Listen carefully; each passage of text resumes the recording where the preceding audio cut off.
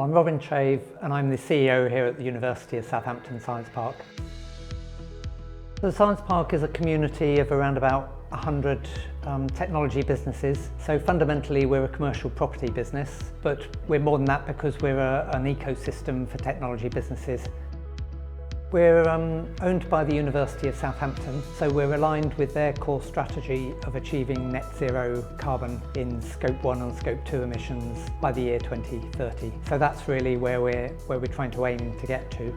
Absolar came through our Catalyst Business Acceleration programme, and it's fantastic that they're now resident here at the park and that indeed that we're working with them on this particular project. It's a great success story for the whole Science Park ecosystem. Phil Wu, who leads Absolar, is a fantastic advocate for sustainability, and I think his enthusiasm has caught our attention through the Catalyst programme. So it was great to sit down with him and Nick and talk about what their business could actually do to help us.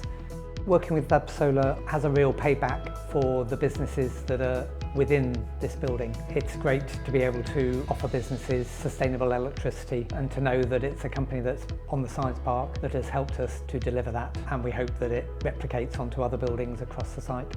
I'm Nick Corey, I'm a director here at Absolar. All of us here fundamentally believe that energy efficiency, that generating your own energy on site will reduce fuel poverty, will help businesses run more efficiently, more effectively and reduce the carbon footprint. So Absolar exists primarily to find people's solar potential, and that's from households through to commercial estates. We exist to get those solar panels on the roofs, and that's kind of one of our priorities. We do that through using remote survey techniques, using LiDAR, AI-powered analysis to identify which properties could have solar, and then by looking at power production, power demand, we look at which properties should have solar so that the right decisions are made using data-led decision making. My name's Stuart Perry. I'm the Operations Manager for the University of Southampton Science Park. Absolar attended a couple of project meetings that we hold on the Science Park, because it's not just about the team on the Science Park that we need to think about, it's the occupiers in the buildings. They gave us a rundown of what they thought was the right way to go.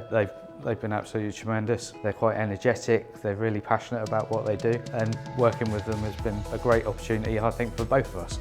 Absolar produced a heat map which then related to all the different roofs across the park. This was then costed in terms of how many panels were required. That then allowed us to sort of like make the decision on going with Kenneth Dibben House first, because that gave us the best return.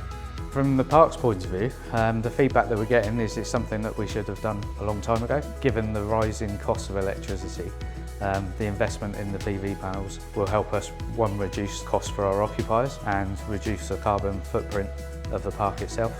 What Absolar have done for us here at the Science Park in terms of mapping the solar radiation that falls on the roofs of the buildings at the Science Park is extendable to any business park or any science park, or in fact any collection of buildings around the country. If someone wants to find out their solar potential with Absolar, it really is as easy as telling us where their properties are. We need no more information than here they are on a map. It allows us to then go off and analyse them, whether that's one property or a million properties. The scale really doesn't matter with our tools. So it really is as simple as just saying, here are my properties, tell me my solar potential.